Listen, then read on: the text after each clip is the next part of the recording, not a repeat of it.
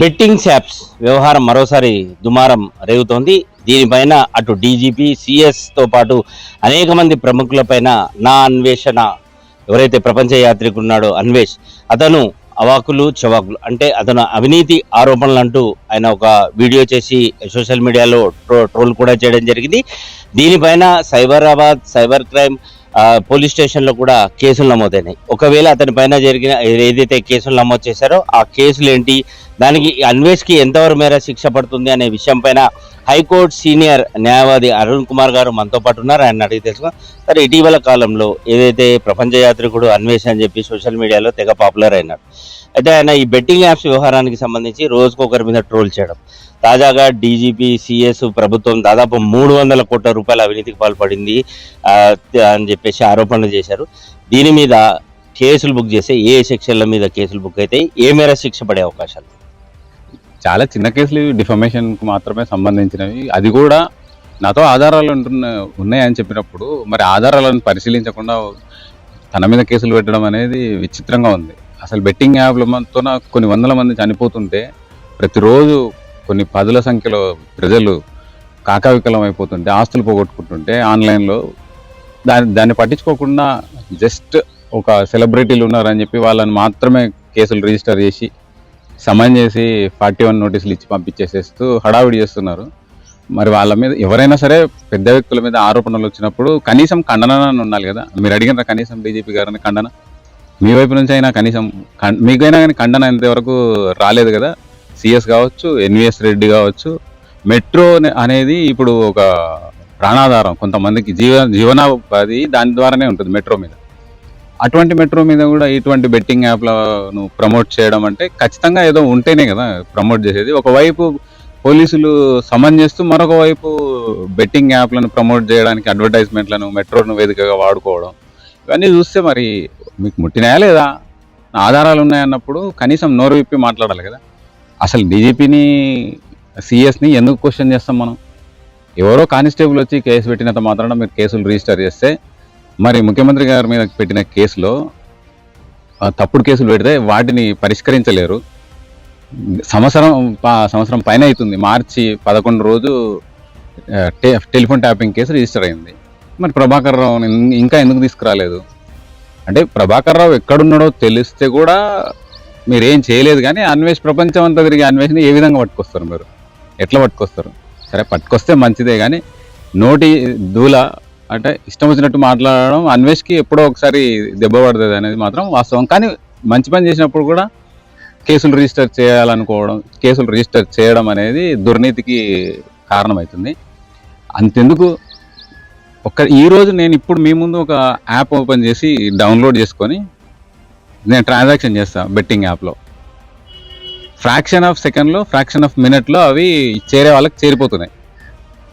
నా అకౌంట్ గుల్ అయిపోతుంది, అవతల అకౌంట్ పోతున్నాయి. మరి పట్టుకోవడానికి ఎంత ఈజీ కదా. ఆన్లైన్లో మీరు ఏ విధంగా ప్రమోట్ చేస్తున్నారో, అన్వేష్ ఏ విధంగా మాట్లాడితే ప్రజలకు రీచ్ అవుతుందో అదే రీతిలో అదే ఇంటర్నెట్ని అనుసంధానం చేసుకుని డబ్బులు పోతున్నాయి బ్యాంకులను అడగొచ్చు కదా, నా అకౌంట్ నుంచి ఎవరి అకౌంట్ పోయింది, ఆ పోయిన అకౌంటే కదా, దానివల్లనే కదా నష్టం జరుగుతున్నది.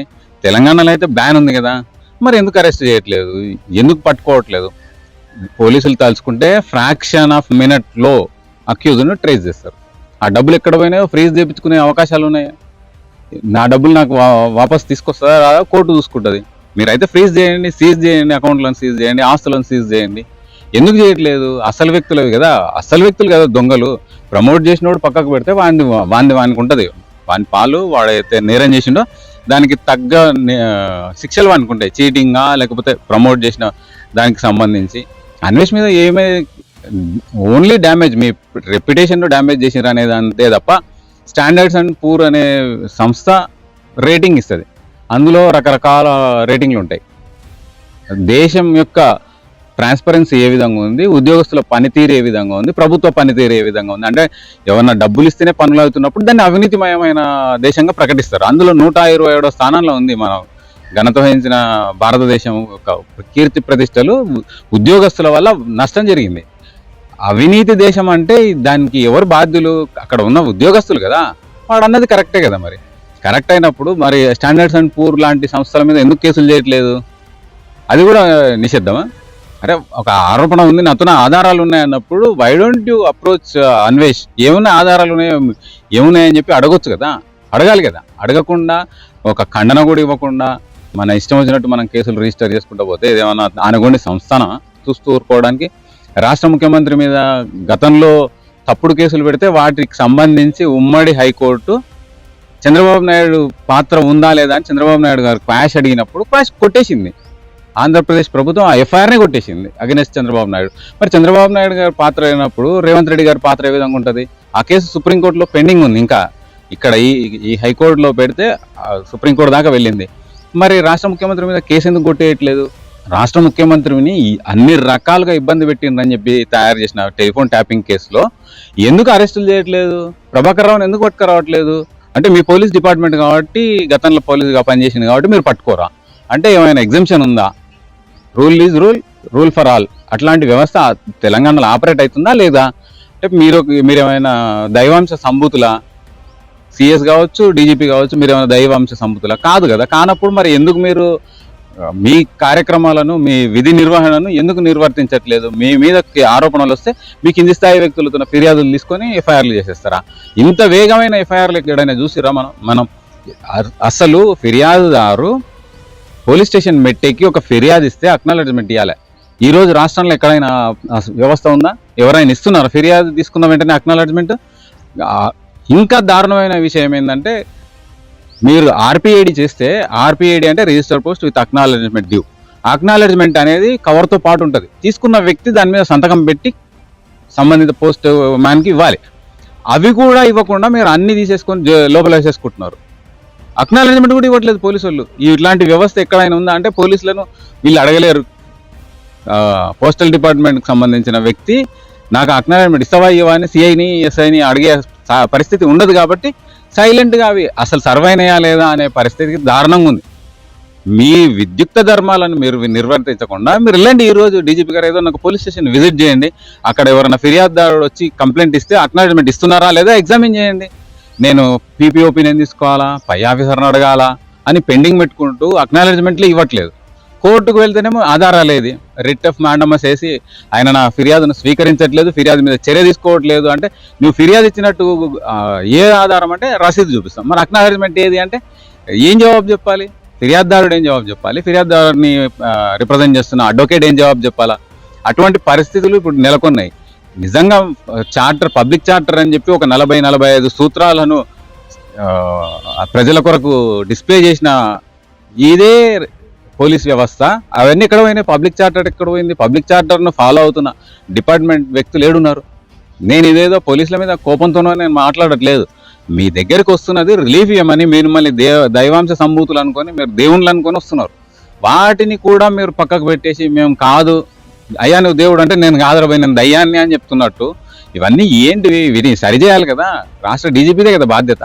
ఇప్పుడు పంజాగుట్ట వ్యవహారానికి సంబంధించి ఏదైతే ఈ సెలబ్రిటీలు తర్వాత సోషల్ మీడియాలో యూట్యూబర్స్ మీద కేసు పెట్టి నానా హడావిడి చేశారు వారం రోజుల పాటు. ఇప్పుడు ప్రస్తుతం దాన్ని ఊస లేకుండా పోయింది. సో దీన్ని ఏ విధంగా చూడాలి?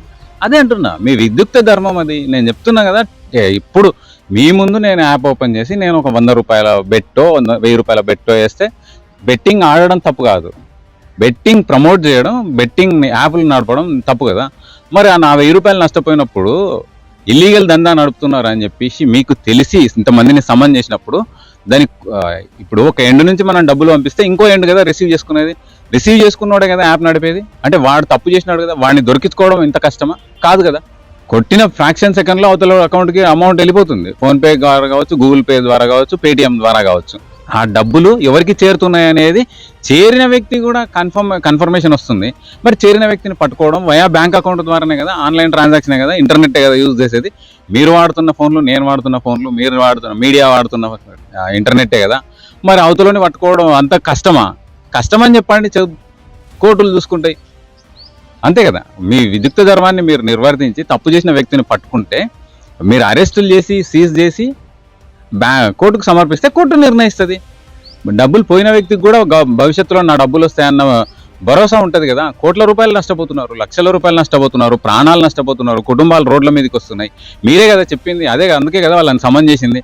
సమన్ చేసి దాన్ని ఆడనే పెడతారు. అది దేని కొరకంటే మీ పాత్రలు, మీ డిపార్ట్మెంట్ వ్యక్తులు ఎవరైనా మీరు డైరెక్ట్గా ఉన్నారా లేదా పక్కకు పెడితే ఎవరైనా ఉన్నారా, ఎందుకు ఇన్వెస్టిగేషన్ మీద మీరు దృష్టి పెట్టట్లేదు, ప్రభుత్వంలో ఉన్న వ్యక్తులు ఎవరు ఉన్నారా డిస్క్లోజ్ చేయండి. ప్రజలు చూసుకుంటారు, వచ్చే ఎన్నికల్లో వాళ్ళ ఓటు వేయాలన్నా లేదా ప్రజలు నిర్ణయించుకుంటారు. ఎంత పెద్ద అంటే లక్షలాది మంది ప్రయాణికులు సాగించే మెట్రోలో బహిరంగంగా ఈ బెట్టింగ్ యాప్స్ ప్రమోట్ చేయడం అనేది తప్పంటారా కాదంటారా? ఖచ్చితంగా తప్పే. బెట్టింగ్ యాప్లు నిషేధించినారు కాబట్టి మెట్రో యాజమాన్యం మీద కూడా కేసు దాఖలు చేయొచ్చు. వీలైతే నేను కేసు దాఖలు చేయడానికి కూడా నేను కూడా సిద్ధంగా. ఇప్పుడు ప్రస్తుతం లాస్ట్ చివరిగా ఈ అన్వేష్ వ్యవహారానికి సంబంధించి ఏదైతే ఆరోపణలు చేశారో దాంట్లో నిజంగా వాస్తవాలు ఉన్నాయంటారా, లేకపోతే అతను అరెస్ట్ చేసి ఇబ్బంది పెట్టే ప్రయత్నాలు ఏమన్నా సాగుతున్నాయంటారా? అరెస్ట్ చేయడం సాధ్యమా సార్? ప్రభాకర్ రావు అనే వ్యక్తి అమెరికాలో కూర్చొని నానా రకాల డాన్సులు వేస్తున్నాడు, కుప్పిగంతులు వేస్తున్నాడు. ఏం పిక్కుంటారో పిక్కోండి అన్న చిన్నంగా మాట్లాడుతున్నాడు. అయితే ఇంతవరకు ప్రభాకర్ రావుని పట్టుకున్నది లేదా? ఒక ఎంట్రుకు పట్టుకోవచ్చురా ప్రభాకర్ రావుది? పట్టుకురాలే. మరి వీడు ప్రపంచం అంతా తిరుగుతాడు. వాడు తప్పు మాట్లాడితే ఏం తప్పు మాట్లాడిండు, ఆధారాలు ఉన్నాయన్నారు కదా, ఆధారాలను ఎవరు ఎగ్జామిన్ చేశారు? FBI ఏమైనా ఎగ్జామిన్ చేసిందా? మీకు ఇన్ఫర్మేషన్ ఇచ్చిందా? అమెరికాలో ఉన్న FBI ఇచ్చిందా? లేకపోతే ఏ పోలీసులు, రువాండా పోలీసులు ఇచ్చిర్రా, జాంబియా పోలీసులు ఇచ్చిర్రా, జింబాబ్వే పోలీసులు మీకు కన్ఫర్మ్ చేసిర్రా? వాడు ఉత్తగా మాట్లాడుతున్నాడు, అంత ఆధారాలు లేవనే మాట ఎవరి నిర్ణయం ప్రకారం మీరు మళ్ళీ ఉల్టా కేసులు పెట్టుకుంటూ పోతున్నారు? కేసుల సంఖ్య పెంచుకోవడం, పనికి మాలిన కేసులు అందులో పెట్టి జెన్యూన్ కేసులు ఇబ్బంది పడుతున్నాయి. కొన్ని లక్షల కేసులు కోర్టులో పెండింగ్ ఉన్నది వీళ్ళ వల్లనే. ఇన్వెస్టిగేషన్ పూర్తి చేయొచ్చు. చిత్తశుద్ధి లోపం, ఇక్కడ కేవలం చిత్తశుద్ధి లోపం వల్ల ప్రజలు చచ్చిపోతున్నారు. యాప్ నిర్వాహకులు దొంగతనంగా యాప్లు నిర్వహించుకుంటూ బిజినెస్లు చేసుకుంటూ కోటాను కోట్లు గడిస్తున్నారు. మీ నిష్క్రియాపరత్వం, మీ చిత్తశుద్ధి లోపం పూర్తి స్థాయిలో ప్రజలకు ఆశనిపాతమైంది. ప్రజలు చావును కోరుకోవాల్సి వస్తుంది. అంటే విధిలేని పరిస్థితుల్లో ఇంటి ముందుకు వచ్చి 10 లక్షల రూపాయలు అయిన తర్వాత అప్పిచ్చినోడు ఇష్టం వచ్చినట్టు మాట్లాడుతుంటే తట్టుకోలేక ఆత్మహత్యలకు పాల్పడుతున్నారు. దానికి కారణం ఇండైరెక్ట్గా మీరు కాకుండా చూసుకోండి.